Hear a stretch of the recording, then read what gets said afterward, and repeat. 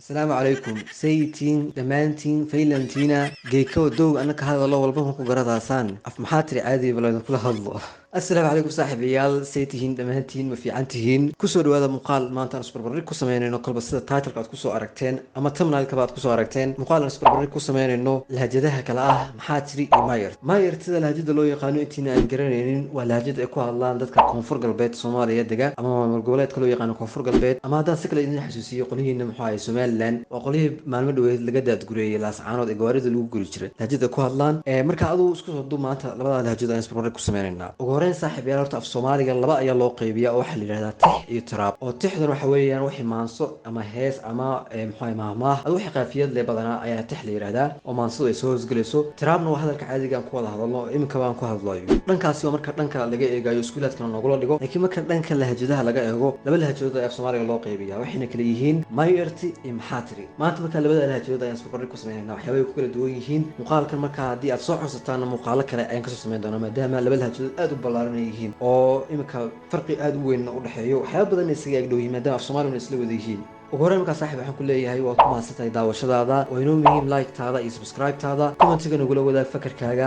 muuqaalkana la wadaag asxaabtaada okay erayo badan ayaa maanta la wadaagi doonaa saaxiibayaal erayga ugu horeeya waxa weeyaan ariiray feelanta macnaheedu marka waxa weeyaan ariir waxa loo yaqaanaa wiil yahow ay noqon kartaa korayna wada yiraahdaa gobolada qaar koray yahow ama wiil yahow oo kale ay noqonaysaa marka wiil yahow ma fiican tahay ariiray feelanta sidoo kale erayga noo xiga waxa weeyaan waa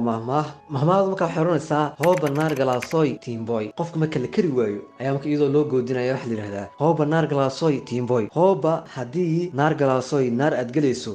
teambo ama maquuro yani si fiican u sii gal okay erayga noo xiga wuxuu noqon doonaa mayfadaas waa eray aad loo adeegsado dadka badan way yaqaanaan mayfadaas maxaad rabtaa weeyaan macnaheedu erayga noo xigi doona saaxiib yaal waxa weeyaan dooyikay may ka saabsan yahay ka alohayd hadalkayga muxuu ku saabsan yahay baad u malaynaysaa ka alohayd macnaheedu waxa weeyaan u malaynaysaa downa waxa weeyaan waa hadal okay kelmadda inoo xigi doonto waxa weeyaan dowika walba ma ku garadow hadalkaaga waxba kama garanayo okay markaan waxaan isku dayi doonaa in afraxweyn aan ku sheego mawduuca muuqaalka ama title-ka wayba isbarbar dhikaana ama isbarbar dhigaana may irti iyo maxaatiri wayba macnaheedu waxay noqonaysaa waxaan isbarbar dhikaana lahjada afraxweynka markaa saaxiib yaal ga kuma jirto dad badan oo afmay ku hadlo isticmaalana way jiraan oo maadaama dadka isdhexgaleen ayaa keenaysa inay isticmaalaan laakiin erayga ga iyo erayo badan oo ay la wadaagi doono ama afmayd irtida kuma jirto marka halkan wuxuu ku leeyahay wayba isbarbar dhikaana may irti iyo maxaatiri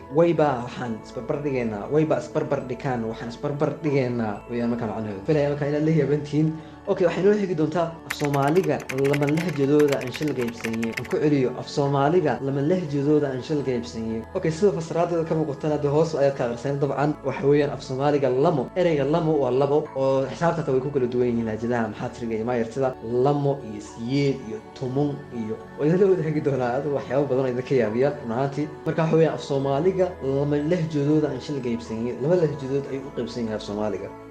hadalka ugu dambeeya ama weeraha ugu dambeeya la wadaagi doona saaxiib yaal waxa weeyaan fiidiyogan like saar si dad badan u geero idinka idin hadlayo fariin idinka ku socota mar labaad idin ku celiyo fiidiyogan like saar si dad badan u geero erayga deero macnaheedu waxa weeyaan gaaritaan ama gaaro marka waxaan filayaa saaxiib yaal muuqaalkan wax badan aad ka fahanteen wax badan oo idinka dahasoonaa dad badan ayaa laga yaabaa labada lahjadan may irtida inay ka dahasooneed ama aanayba fahmaynin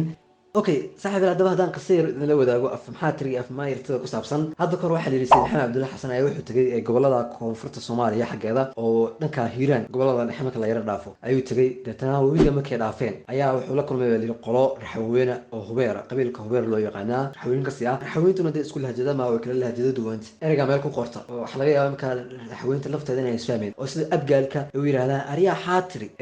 reer Puntland ay yiraahdaan boowe maxaatiri ayay marka u kala duwan yihiin lahjada af maayartidana aduu markaa sayidka markuu la kulmay uu la hadlay deetana afkoodu fahmi waayey markaas wuxuu ku yiri Britoola markuu waaga bariyo af gaaliyo af muslimiinna ku imaado maandhow Britoola markuu waaga bariyo af gaaliyo af muslim miduna ku imaado aduu waxa ninka qoliyaha hubeerka quraanka aad u yaqaanaan oo wax weeyaan xaafidiin quraan ruug wax loo yaqaan waa quraan ruug kulligood quraanka aad u yaqaanaan habeenkii waxa la markaa subax qabsadeen ayay quraan badan akhriyeen oo isaga xijaabayaan deetana waxa la yiri waa bariga markii salaada sax soo dhaweeyay ganaaxa ku kacday fardahoodii oo xiliyada waa beriga kancada iska kacdaa wax dabiiciya ma aha wax quraanku u kicinayo dabcan oo wax dabiici iska oo waxa weeyaan kancada maqribka iyo waxay aad u kacdaa